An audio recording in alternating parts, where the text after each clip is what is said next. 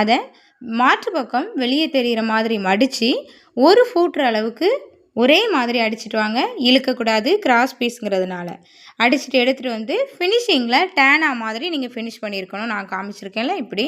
இதை கொஞ்சம் அமுக்கி பிடிச்சி ஒரு பெரிய ஊசி வச்சு அப்படி மெதுவாக உள்ளே நுழைச்சிங்கன்னா அது உள்ளே போயிடும். ஊசியை மெதுவாக மேலே தள்ளி தள்ளி கிளாத்தை கீழே இழுத்து விடுங்க. ரொம்ப ப்ரெஷர் போட வேண்டாம். இப்போ நாட் ரெடி ஆகிடுச்சு. டிசைனில் நம்ம நாட்டை எப்படி வைக்கிறது நம்ம பார்க்கலாம். 2 நாட் எடுத்துருக்கோம். ஒரு 2 நாட்டையுமே வி ஷேப்பில் முதல்ல வச்சுருங்க. ஒன்று வலது பக்கமாக, ஒன்று இடது பக்கமாக நான் காமிக்கிற மாதிரி வச்சுட்டு நீங்கள் அந்த எந்த 2 ஜாயிண்ட் ஆகிற இடத்துல மட்டும்தான் நம்மளுக்கு ஸ்டிச்சிங் விழப்போகுது. மற்ற இடத்த இப்போ நான் காமிக்கிறேன் பார்த்தீங்களா, வலது பக்கம் இருக்கிறத இடது பக்கம் தூக்கி போடுங்க, இடது பக்கம் இருக்கிறத வலது பக்கம் தூக்கி போடுங்க. அப்போ நம்மளுக்கு அழகாக அந்த ரவுண்ட் ஸ்டெப் கிடச்சிக்கும். அது எவ்வளோ முடியுமோ அவ்வளோ ரவுண்ட் நம்ம வச்சுக்கலாம். ஆனால் இப்படி மாற்றி மாற்றி தான் நீங்கள் எடுத்துகிட்டு வர முடியும். ஃபினிஷிங் இப்படி தான் இருந்தது. தேங்க்ஸ் ஃபார் வாட்சிங்.